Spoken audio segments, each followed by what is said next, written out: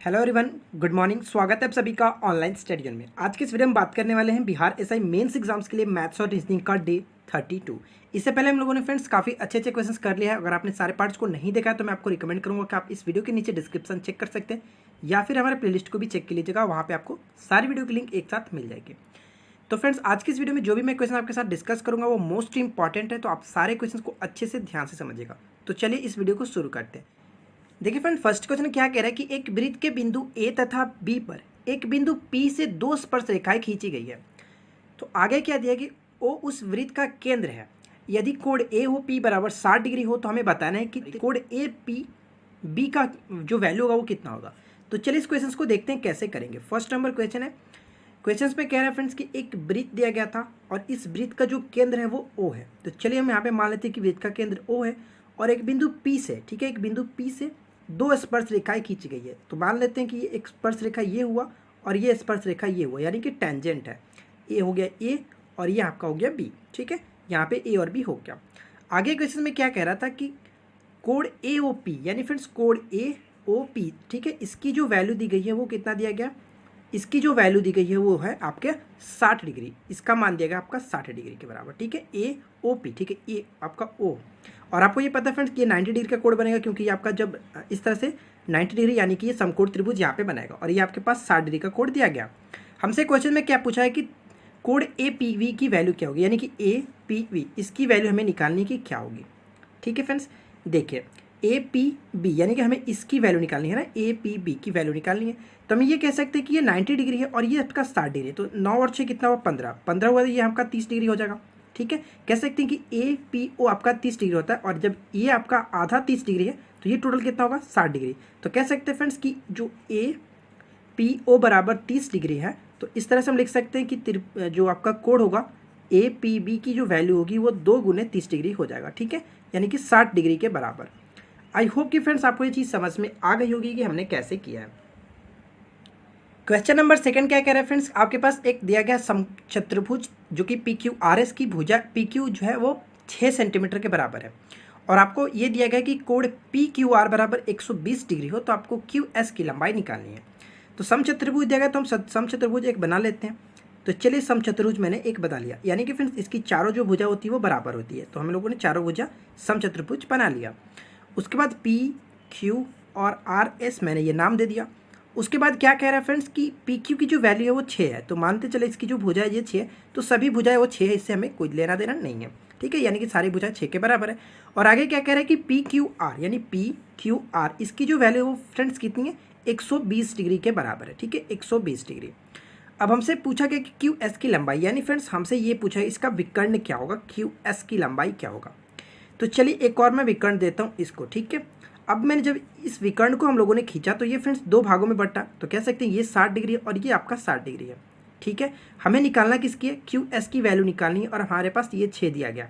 तो मैं मान लेता हूँ ये x होगा, जब ये x है तो ये भी x होगा, क्योंकि टोटल दोनों भुजा बराबर होते, इधर उधर जब ये विकर्ण काटेगा तो ये दोनों एक दूसरे के आधा आधा हो जाता है। तो ये आपके पास x है तो ये भी मैं मान लेता हूँ कि ये x है, इसमें कोई दिक्कत नहीं। उसके बाद देखिए क्या कर सकते हैं, हमें अगर ये वैल्यू निकल जाए तो हम निकाल सकते हैं। तो हम यहाँ पे डिग्री को लेकर चलेंगे, यानी कि 60 डिग्री का कोण इधर बना रहा था। ठीक है, 60 डिग्री का कोण बना रहा है और आपके पास यहाँ 90 डिग्री का कोण यहाँ पे बन रहा है। अब बताइए फ्रेंड्स क्या कर सकते हैं, ये आपके पास थीटा के सामने की भुजा को ये आपका लंब हो जाएगा, लेकिन ये आपका आधार होगा। ठीक है, ये आपका आधार होगा। जब ये आधार हुआ और ये आपका कर्ण होगा तो कह सकते हैं कि हम थीटा को किस भुजा में ले सकते हैं कि आधार और कर्ण मिल जाए। तो कह सकते हैं फ्रेंड्स कि कॉस अगर 60 डिग्री को लेकर चलते हैं तो आधार बट्टा कर्ण हो जाता। आधार यानी कि 6 आप x हो गया और कर्ण आपका 6। ठीक है, और 60 डिग्री की वैल्यू कितनी होती है, 2 के बराबर होता है, 1/2 x बटे 6 लिख सकते हैं, यानी कि कटा देंगे तो x की वैल्यू जो होगी वो फ्रेंड्स 3 के बराबर निकल जाता है। x की वैल्यू जब 3 निकल गई तो हम यहाँ पे कह सकते हैं ये जब 3 है तो ये आपका 3 होगा। तो टोटल जो हमारा क्यू एस होगा वो कितना होगा, 3 गुने 2 कर सकते हैं या फिर 3 + 3 कर लो, 6 हो जाएगा। ठीक है फ्रेंड्स, तो कह सकते हैं इसका जो विकर्ण होगा वो भी 6 के बराबर ही होगा, कोई दिक्कत नहीं। आई होप कि आपको ये चीज़ समझ में आ गई होगी। ठीक है फ्रेंड्स, तो सेकंड नंबर क्वेश्चन आपने अच्छे से देख लिया। अगर आपको ये वीडियो पसंद आ रही हो तो प्लीज़ वीडियो को लाइक ज़रूर कीजिएगा। ठीक है, चलिए आगे देखते हैं। देखिए क्वेश्चन नंबर 3 क्या कह रहा है कि एक नल ए एक टंकी को 8 घंटे में भर सकता है, दूसरा नल बी जो फ्रेंड्स उसे 6 घंटे में भर सकता है। तो बताना है कि दोनों नल यदि एक साथ खोल दिया जाए और 2 घंटे के बाद ए को बंद कर दिया जाता है तो दूसरा नल उस टंकी को कितने भाग पूरा भर देगा, कितने समय में पूरा भर देगा। ठीक है, तो चलिए बनाते हैं कैसे करेंगे। क्वेश्चन नंबर 3 है, ध्यान से देखिएगा, काफ़ी अच्छा प्रश्न है कि ए फ्रेंड्स उसका जो कि टंकी को कितने घंटे भरता है, 8 घंटे में भर सकता है। बी जो होगा उस टंकी को 6 घंटे में भर सकता है। दोनों का एलसीएम ले लें, 8 और 6 का एलसीएम 24 कह सकते हैं, और इसकी इफिशिएंसी निकालेंगे तो 8 तरीके 24 और 6 चौका 24। ठीक है, उसके बाद क्या करें फ्रेंड्स, दोनों नल को खोल दिए जाते हैं 2 घंटे बाद, यानी कि 2 घंटे बाद ए को बंद किया था, तो कह सकते हैं कि 2 घंटे तो दोनों मिलकर के कार्य किए होंगे। तो 3 और 4 7 और ये 2 से मल्टीप्लाई मैंने किया तो 14 घंटे का इन्होंने कार्य कर लिया। तो टोटल कार्य कितना बचा, 24 में से 14 घट गया तो 10 टोटल अब बच गया। बचने के बाद क्या हो रहा है कि ए चला गया। ठीक है फ्रेंड्स, ए काम छोड़ करके चला जाता है, ए को बंद कर दिया जाता है, ये कह सकते हैं कि नल ए को बंद कर दिया जाता है। तो जो शेष कार्य जो शेष बच्चा है उसे कौन भरेगा, तो बी भरेगा। तो बी की इफिशिएंसी से डिवाइड कर देंगे। तो देखिए फ्रेंड्स, 10 को अगर 4 से डिवाइड कर देते हैं तो ये 5 और आपका ये 2, तो कह सकते हैं कि 2 सही 1/2 बिल्कुल करेक्ट आंसर हो जाएगा। ठीक है, तो आई होप कि आपको ये चीज़ समझ में आ गई हो कि हम लोगों ने यहाँ पे कैसे कैसे किया। ठीक है फ्रेंड्स, आगे बढ़ते हैं। क्वेश्चन नंबर 4 क्या करें कि दो संख्याओं का औसत जो है वो 7.5 है, और फ्रेंड्स उनके गुणनफल का वर्ग जो वर्गमूल दिया है वो 6 के बराबर है। तो वे संख्याएं क्या है।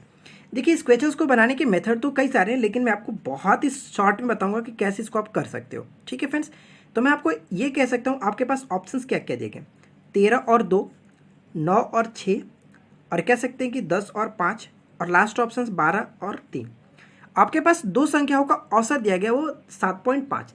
तो ये कह सकते हैं फ्रेंड्स कि दोनों संख्याओं का जो योग है वो कितना है, 15 के बराबर है। ठीक है, 15 के बराबर है। अगर ऑप्शंस में देखें तो सारे ऑप्शंस जो कि 15 के बराबर है, इस तरह से हम डिफाइन नहीं कर सकते कि कौन सा करेक्ट होगा। ठीक है, आगे देखते हैं। आगे क्या करें कि उनके गुणनफल का वर्गमूल, ठीक है, फिर उनके गुणनफल का वर्गमूल जो वो 6 के बराबर है। कहने का तात्पर्य ये हुआ, अगर दो संख्याओं को उठाते हैं, उन दोनों का गुणनफल करते, तो अगर उसका अंडर रूट करेंगे तो 6 के बराबर आना चाहिए। तो 13 दूना 26 हो जाएगा, ये तो पॉसिबल ही नहीं है कि 6 आएगा। आप देखो 9 6 के करेंगे तो 54 करेंगे, तो लेकिन इसका रूट चूंकि नहीं निकलेगा पूरा। 10 25 50 करेंगे और इसका रूट करके निकालेंगे तो ये भी पॉसिबल नहीं है कि 6 के बराबर आए। लेकिन अगर आप ऑप्शन डी को देखो, 12 और गुने 3 करोगे तो कितना होगा, 36, और 36 किसका है, 6 के बराबर है कि नहीं। यही तो क्वेश्चन कह रहा था। तो बताइए, इसको बनाने की जरूरत पड़ेगी कि नहीं, बिल्कुल नहीं। आप इसको बस ऑप्शंस के थ्रू करके निकल सकते हैं। ठीक है फ्रेंड्स, इस क्वेश्चन का राइट आंसर क्या होगा, ऑप्शन नंबर डी, जो कि आपकी दो संख्या है 12 और 3 हो जाती है। आगे देखते हैं। देखिए, अगला क्वेश्चन में क्या कह रहे हैं कि कृष्णा के पास 12 संतरे हैं, वह उनमें से x को फ्रेंड्स 10% के लाभ पर बेचता है और शेष का 10% जो कि हानि पर बेचता है। सौदे पर उसे कुल 5% का लाभ होता है। तो बताना है फ्रेंड्स कि आपको x की वैल्यू क्या होगी। चलिए इस क्वेश्चन को देखते हैं कैसे करेंगे। टोटल उसके पास कितना संतरे थे, 12 संतरे थे।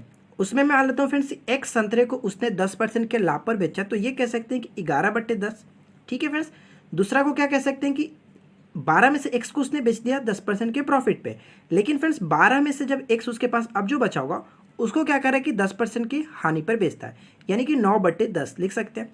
और पूरे सौदे पे, यानी उसके जब 12 संतरे थे, 12 संतरे को जब वो बेच रहा था तो उसको पूरे सौदे पे क्या हो रहा था, जो कि 5% का लाभ। तो 5% का लाभ का मतलब क्या होगा, 105/100, और 21 अगर 5 से घटाए तो 21 5 20 25 100, इस तरह से लिख सकते हैं, कोई दिक्कत नहीं। ठीक है फ्रेंड्स, अब इसको हम कैलकुलेशन कर लेंगे, 11x/10, 12 नवा आपका टोटल से हो जाएगा, और 9x हो जाएगा यहाँ पे राइट, नीचे आपका अपॉन में 10।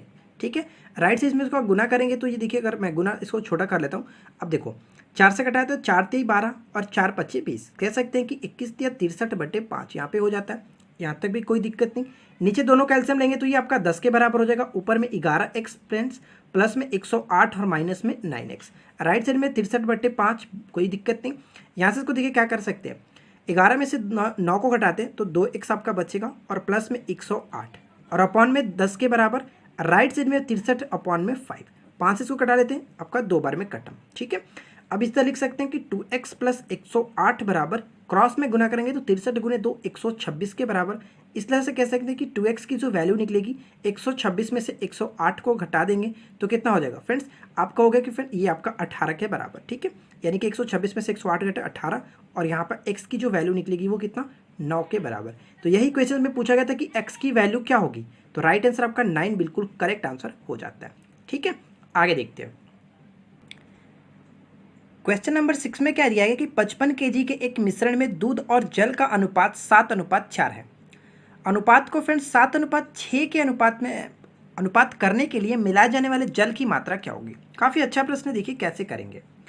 कहने का मतलब ये हुआ कि पहले हमारे पास 55 जो केजी था, ठीक है, दूध और पानी का जो मिश्रण था वो 55 लीटर कह सकते हैं या फिर 55 केजी कह सकते हैं। और इसमें से हमें सबसे पहले ये निकाल लेते हैं कि दूध और पानी था कितना। तो 7:4 का मतलब क्या फ्रेंड्स, 11 और 11 के अगर डिवाइड करेंगे तो 7 × 5 = 35 और 20, ठीक है। यानी कि दूध की जो मात्रा थी वो 35 लीटर थी और जो पानी की मात्रा था वो 20 लीटर थी, ठीक है। आगे क्वेश्चन में क्या कह रहा है कि अनुपात को 7:6 यानी कि 7:4 से 7:6 में आगे बढ़ना है। इतना करने के लिए मिलाए जाने वाले जल की मात्रा क्या होगी। तो मिलाए जाने वाली जल की मात्रा करना है, यानी कि हमें जल मिलाना है, लेकिन उसका जो आपका मात्रा था दूध का वो सेम टू सेम रखना है।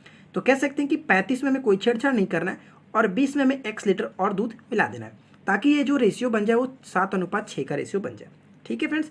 जितना हम लोग मिला रहे हैं यानी कि वो रेशियो आपका बढ़ रहा है। अब इसको ये कटा लोगे सिंपल से, 7 × 5 = 35 और क्रॉस में करेंगे तो आपका 30 इधर हो जाता है और राइट साइड में इसको क्रॉस करोगे तो 20 + x। तो ये कह सकते हैं कि x की जो वैल्यू होगी वो 10 लीटर के बराबर आ जाता है। यही इस क्वेश्चन का राइट आंसर है, ठीक है फ्रेंड्स। आई होप कि आपको ये चीज़ समझ में आ गई होगी और ये क्वेश्चन नंबर 6 था, ठीक है। चलिए आगे देखते हैं। क्वेश्चन नंबर 7 में देखिए क्या कह रहा है कि एक वर्ग की एक भुजा की लंबाई 14 सेंटीमीटर दी गई है। तो चलिए मैं आपको बना लेता हूँ, थोड़ा सा पेन चेंज कर लेते हैं, ठीक है। एक वर्ग दिया गया, क्वेश्चंस को ध्यान से समझिएगा, ठीक है। देखिए एक वर्ग दिया गया और इसकी जो भुजा है फ्रेंड्स वो 14 सेंटीमीटर के बराबर है। ये मैं मान लेता हूँ ये 14 सेंटीमीटर के बराबर है। वर्ग के अंतःवृत्त और परिवृत्त की त्रिज्या क्या होगी। देखिए फ्रेंड्स एक अंतःवृत्त बनाया गया इस तरह से और एक परिवृत्त यानी कि बाहर की तरफ से बनाया गया। तो चलिए मैं बना लेता हूँ। एक अंतःवृत्त दिया गया इस तरह से, कोई वृत्त बनाया गया अंतःवृत्त, और एक परिवृत्त है यानी कि ये बाहर से टच करते हुए एक वृत्त बनेगा। यहाँ तक कोई दिक्कत नहीं होना चाहिए, ठीक है फ्रेंड्स। तो कहने का मतलब ये हुआ कि हमें इन दोनों का रेशियो का अनुपात निकालना है, यानी कि हमें इनकी त्रिज्या का अनुपात ज्ञात करना है। क्या होगा, तो चलिए कैसे करेंगे। सबसे पहले ये कह सकता हूँ कि अंतःवृत्त की त्रिज्या तो आप इजीली निकाल सकते हो, क्योंकि देखिए फ्रेंड्स अगर ये 14 है तो आपका ये भी तो 14 है, ठीक है। जब ये 14 है तो आपकी टोटल जो 14 है तो इसकी जो त्रिज्या होगी वो कितनी होगी, ये 7 होगी, ठीक है। ये तो त्रिज्या निकल गई, लेकिन हमें थोड़ा सा प्रॉब्लम होता है कि बड़े वाले की त्रिज्या निकालने के लिए। तो बड़े वाले की त्रिज्या निकालने के लिए आप ये कह सकते हो कि अगर आप वर्ग का विकर्ण देखो, ठीक है फ्रेंड्स, वर्ग का विकर्ण आप देखोगे तो ये क्या दिखेगा कि वर्ग के विकर्ण जो होगा वो बड़े वाले वृत्त के लिए आपका ये व्यास का कार्य करेगा, ठीक है। तो हम यहाँ पे क्या करेंगे कि बड़े वाले वृत्त की जो कि यहाँ पे हम डायगोनल निकाल लेंगे, यानी कि विकर्ण निकाल लेंगे। तो विकर्ण निकालने के लिए आपको पता है फ्रेंड्स क्या होता है, वर्ग का विकर्ण। वर्ग का विकर्ण आपका होता है √2 गुने भुजा, ठीक है, √2 गुने भुजा। तो हम यहाँ पे क्या करते हैं, √2 और आपका भुजा जो कि हमें निकालना है, सॉरी भुजा आपके पास दिया गया था कितना, भुजा आपके पास जो कि वर्ग का भुजा 14 के बराबर ऑलरेडी दिया गया। तो हम ये कह सकते हैं कि 14 √2 इस वर्ग का टोटल विकर्ण हुआ। जब ये टोटल विकर्ण 14 √2 हुआ तो इसकी आधा अगर हम कर लेंगे, अगर 2 से डिवाइड कर देता हूँ तो ये आपका देखिए 7 √2 आएगा, वो इसकी त्रिज्या के बराबर आएगा। 7 √2 इसकी त्रिज्या हो गई, कोई दिक्कत नहीं होनी चाहिए। अब ये कह सकते हैं कि आपके पास छोटा यानी कि स्मॉल आर कह सकते हैं कि अंदर वाले वृत्त की जो त्रिज्या थी वो 7 के बराबर थी। बड़ा वाला जो त्रिज्या था इसकी जो आपने त्रिज्या निकाला वो 7 √2 निकाला। अब रेशियो निकालना है तो 7 और 7 √2 कर देंगे तो 1/√2 आपका बिल्कुल करेक्ट आंसर हो जाता है। कोई दिक्कत नहीं, 1/√2 आपका बिल्कुल करेक्ट आंसर हो जाएगा, ठीक है फ्रेंड्स। तो आई होप कि आपको ये चीज़ समझ में आ गई होगी हम लोगों ने कैसे यहाँ पे किया हुआ। क्लियर, आगे बढ़ते हैं।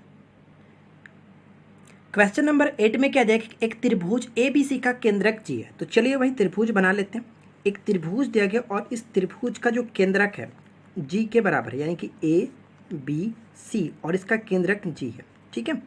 और आगे क्या कह रहा है फ्रेंड्स कि 12 सेंटीमीटर लंबी माध्यिका जो कि AD है, यानी कि A से D पर एक माध्यिका खींची गई है।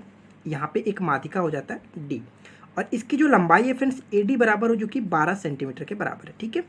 AD बराबर 12 सेंटीमीटर के बराबर दिया गया। तो मैंने आपको एक चीज़ बताया था, इससे पहले वाली वीडियो में शायद बताया था कि ये जो माध्यिका होती है फ्रेंड्स इसको 2:1 के अनुपात में डिवाइड करते हैं, यानी ऊपर में 2 इसका 1, 2:1 के रूप में डिवाइड करता है। तो ये कह सकते हैं कि इनकी जो दोनों की वैल्यू है, यानी कि 3x की जो बात दी गई है 3x बराबर 12 के बराबर दी गई है। तो कह सकते हैं कि x की वैल्यू जो कि 4 के बराबर है, ठीक है। और हमसे पूछा क्या गया था फ्रेंड्स, एजी की वैल्यू पूछा गया कि एजी का मान क्या होगा, इतना का वैल्यू क्या होगा। तो आपके पास ये 2 की रेशियो में एक की रेशियो में था, तो इसकी जो वैल्यू होगी वो कितना होगी, 3 के, जब 3 बराबर 12 के तो 2 के बराबर कह सकते हैं कि 8 होगा, यानी कि एजी बराबर क्या हो सकता है, 8 हमारा बिल्कुल करेक्ट आंसर होगा। ठीक है फ्रेंड्स, अगर आपको ये वीडियो पसंद आया तो प्लीज़ वीडियो को लाइक ज़रूर कीजिएगा। ठीक है, अब बात करते हैं फ्रेंड्स रीजनिंग के क्वेश्चंस की। देखिए फ्रेंड 9 नंबर क्वेश्चन में क्या दिया गया, एक घड़ी है और घड़ी में आपके 2 बज रहा है। ठीक है, घड़ी में 2 बज रहा है, तो आपसे ये पूछा रहा है कि अगर इस घड़ी को हम लोग दर्पण प्रतिबिंब में देखें तो क्या टाइम होगा। काफ़ी अच्छा प्रश्न। इस क्वेश्चन को कैसे किया जाता है, सिंपल सा, करना कुछ नहीं होता, बस आपको 11:60 से इसको घटा दीजिएगा।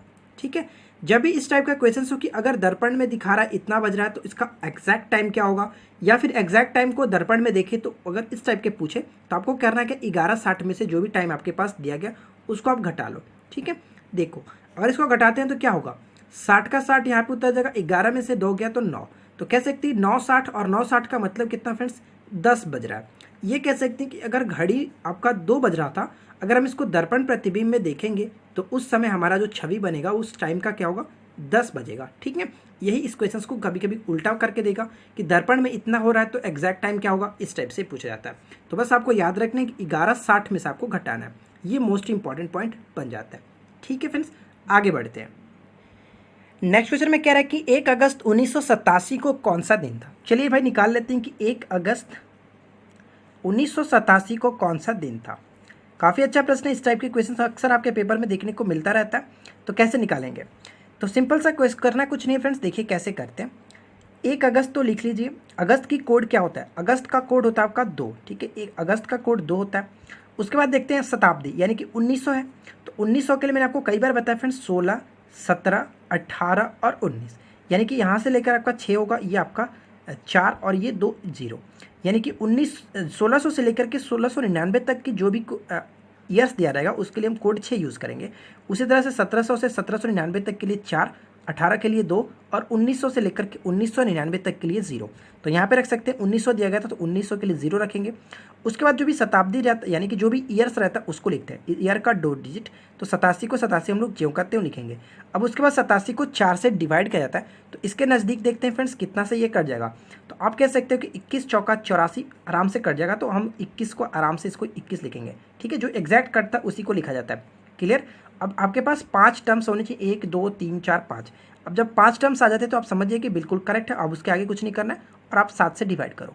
ठीक है फ्रेंड्स, जब इसको 7 से डिवाइड करें तो आपको जोड़ना नहीं है, बस आप सिंपल इसको कर सकते हो। देखिए 7 से कटाएंगे, 7 के 21, काम खत्म, इसका काम खत्म, कोई शेष नहीं बचा, काम खत्म हो गया। फिर 7 से कटाएंगे तो देखिए यहाँ पे 87, तो हम 12 सत्ते 84 कटा सकते हैं, 12 सत्ते 84, तो कह सकते हैं फ्रेंड 84 कटा तो आपके पास कितना 3 शेष बचा, 3 और 3 शेष यहाँ पे 2, यहाँ पे 3 और 2 5 और 1 6, तो कह सकते हैं कि 6 हमारे पास टोटल शेष बच जा रहा है। 6 का मतलब क्या हुआ फ्रेंड्स, शनिवार। ठीक है, 1 2 3 4 5 6, Monday, Tuesday, Wednesday, Thursday, Friday और सैटरडे। ठीक है, सैटरडे यानी कि शनिवार आपका बिल्कुल करेक्ट आंसर हो जाएगा। 1 अगस्त 1987 को सैटरडे था। आई होप कि आपको ये चीज़ समझ में आ गई होगी। ठीक है फ्रेंड्स, आगे बढ़ते हैं।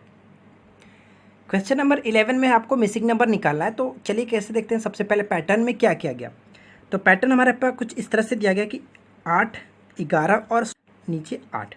तो सबसे पहले इस पैटर्न को समझते हैं फ्रेंड्स, क्या किया गया, कैसे इसको निकालेंगे। ठीक है, तो अगर मैं बोलूँ फ्रेंड्स यहाँ पे क्या कर सकते हैं, तो यहाँ पे हाँ ठीक है, देखो फ्रेंड्स अगर इसको जोड़ते हैं कितना होगा, 11 और 8 को जोड़ेंगे तो 19, और 19 और 16 को जोड़ेंगे तो आपका 35। ठीक है, 35 आ रहा। इधर इसको भी जोड़ के देख लेते हैं क्या हो रहा है, 17 और 8 25, 25 और 10 35, बिल्कुल करेक्ट है। यानी कह सकते हैं कि इनको जोड़ करके 35 लिखा गया। तो 10 और 11 कितना होगा, 21। ठीक है फ्रेंड्स, 21 में कितना जोड़े कि आपका 35 के बराबर आ जाए, तो 14। तो हमारा राइट आंसर क्या होगा, 14 बिल्कुल करेक्ट आंसर हो जाता है। आई होप कि आपको ये चीज़ समझ में आ गई होगी। क्लियर, आगे बढ़ते हैं। देखिए नेक्स्ट क्वेश्चन में आपके पास एक सीरीज दिया गया और इस सीरीज में आपको यहाँ पे बताना है कि मिसिंग नंबर क्या होगा। तो सबसे पहले सीरीज को समझते हैं कि कैसे क्या किया गया है। ठीक है, तो देखिए फ्रेंड्स इस सीरीज में आपको एक डिजिट को छोड़ करके देखना होगा, यानी कि यहाँ से लेकर 3rd डिजिट देखिए और उसके बाद यहाँ पे पुट करेंगे। उसी तरह से इसको देखेंगे और यहाँ के बाद जो सेकंड होता है उसको पुट करते हैं। तो सबसे पहले इसको देखते हैं कितना हो गया, 22 और 8 10, 22 और 8 30 और 30 1 31, यानी कि कह सकते हैं कि 9 जोड़ा गया। उसी तरह से हम यहाँ पे भी 9 जोड़ेंगे, तो 31 और 9 को करेंगे तो फ्रेंड्स कितना आएगा, यहाँ पे कह सकते हैं कि 40 बिल्कुल करेक्ट है। ऑप्शन देख लीजिए, बिल्कुल करेक्ट फॉलो कर रहा है। यहाँ पे फ्रेंड्स कितना किया गया, तो इसमें 15 जोड़ा गया। इसी तरह से हम यहाँ पर भी 15 जोड़ते अगर नेक्स्ट हमें पूछा था तो, ठीक है। तो कह सकते हैं कि राइट आंसर क्या होगा, 40 बिल्कुल करेक्ट आंसर हो जाता है। आगे बढ़ते हैं। नेक्स्ट क्वेश्चन में क्या कह रहा है कि अजय ने कहा यह लड़की मेरी माँ के पोते की पत्नी है। देखिए काफ़ी अच्छे तरीके से कह रहा है। अजय क्या कह रहा है, अजय कह रहा है एक लड़की की यानी कि गर्ल है, और इसके बारे में क्या कह रहा है कि ये जो लड़की है मेरी माँ के पोते, यानी फ्रेंड्स माँ के पोते का मतलब क्या हुआ कि इसका ये बेटा है, ठीक है, इसका ये पुत्र है। और उसके बाद क्या कह रहा है कि माँ के पोते की आगे क्या कह रहा है, माँ के पोते की पत्नी, यानी पोते की पत्नी का मतलब क्या है फ्रेंड्स, पुत्र की पत्नी हुई। तो पुत्र की पत्नी इसकी कौन लगेगी, इसकी बहू लगेगी। तो क्वेश्चन में क्या पूछा गया था कि अजय का उस लड़की से, यानी कि अजय का संबंध हमें बताना है। तो अजय इसका कौन लगेगा, लड़की का अजय ससुर लगेगा। तो कह सकते हैं कि ससुर हमारा बिल्कुल करेक्ट आंसर हो जाता है। ठीक है फ्रेंड्स, आपको समझ में आ गई होगी। चलिए नेक्स्ट क्वेश्चन ट्राई करते हैं। अगला क्वेश्चन में क्या कह रहा है कि कंपास पर पूरब उत्तर पूर्व को बताता है, यानी कि पूरब जो है वो उत्तर पूरब हो जाता है। तो चलिए भाई कंपास बना लेते हैं। एक कंपास था और ये क्या करता है फ्रेंड्स, नॉर्थ, साउथ, ईस्ट और ये वेस्ट, ठीक है। क्या करते हैं कि जो पूरब था, यानी कि जो पूरब है वो क्या कर रहा है कि वो उत्तर पूरब यानी कि इधर घूम करके ये डायरेक्शन हो जाता है। तो कह सकते हैं फ्रेंड्स कितना हुआ, अगर पूरा घूमता तो 90 बनता है, लेकिन 45 डिग्री आपका घूम जाता है, ठीक है। 45 डिग्री उधर घूम रहा है, तो सारे डायरेक्शन 45 डिग्री घूम रहे होंगे। क्लियर। तो अब आगे क्वेश्चन में देखिए क्या पूछ रहा है कि तो पश्चिम क्या बन जाएगा। तो पश्चिम ये था, तो ये घूम करके यहाँ पे आ जाएगा। तो पश्चिम हमारा क्या बनेगा, पश्चिम बन जाएगा दक्षिण पश्चिम, ठीक है फ्रेंड्स। तो दक्षिण पश्चिम हमारा बिल्कुल करेक्ट आंसर हो जाएगा। तो ध्यान रखिएगा जितना डिग्री इधर से घुमाते हैं वही आपका सारा का सारा घूमते चला जाएगा। तो कह सकते हैं राइट आंसर क्या होगा, दक्षिण पश्चिम बिल्कुल करेक्ट आंसर हो जाता है। देखिए नेक्स्ट क्वेश्चन में क्या दिया गया फ्रेंड्स, आपके पास एक फिगर दिया गया और आपको बताना है कि इस फिगर को कौन सा जो यहाँ पे फिगर दिया गया वो पूरा करेगा। अगर आप देखोगे ऑप्शन बी को, तो वो काफ़ी अच्छे तरीके से आपका वो पैटर्न को पूरा कर लेगा, पूरी तरह से फिगर को बना लेता है, कोई दिक्कत नहीं होगा। अगर आपको वीडियो पसंद आया तो प्लीज़ वीडियो को लाइक कीजिए, अपने दोस्तों के साथ शेयर कीजिए। हम आपके साथ मिलेंगे इसी प्रकार के नेक्स्ट वीडियो में किसी नए टॉपिक के साथ। Thanks for watching, keep learning, have a good day.